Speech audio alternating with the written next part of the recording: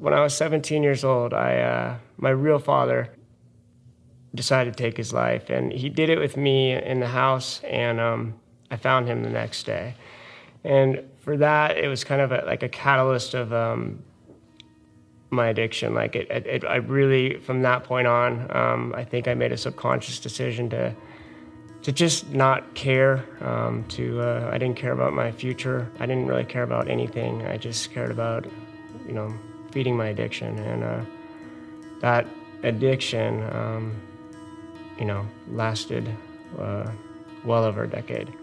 I started drinking probably when I was about 14 and was a pretty much blackout drinker from that time on, many dangerous situations. And basically by the time I was 21, I didn't feel normal unless I was drinking. I had to drink first thing in the morning. I was going around to different liquor stores so nobody would know that I had a problem. I would scrounge change, thought about drinking Scope on occasions just to feed that addiction because I just couldn't be present in my own skin. I just felt like I was going insane, and really I was just losing control.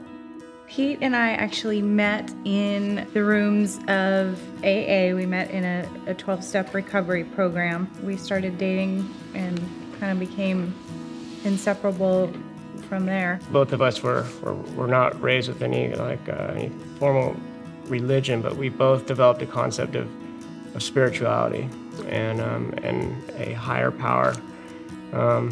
It was really shortly after we met that we both had a desire to really research that higher power and find Jesus.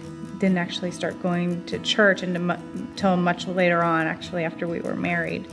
It became a desire for both of us to broaden our spiritual horizon, and that's where we came to know Christ. We made the decision to have a family, or to start a family, probably about four years ago, maybe 5 years ago. Since being married, we'd always had unprotected sex, and we wanted to have children. I mean, we worked on it like that, but that wasn't working. So we decided to seek medical assistance probably about 2 years ago. I have a mom who's an anesthesiologist, and she worked for a fertility clinic in San Francisco. Excruciating process, lots of injectable hormones,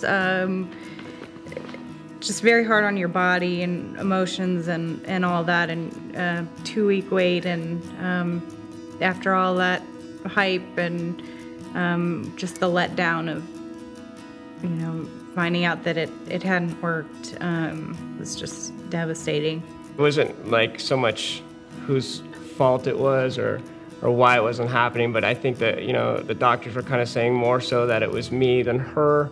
And the reality of that situation is that there's years and years of drug use and being diabetic, and so that certainly had a play. And I think we were both smoking cigarettes at that point in our life.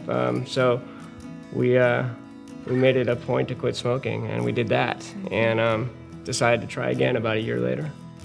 We're throwing our hands up in the air, just what, God? Yeah, it was devastating, and this is where our faith was really tested.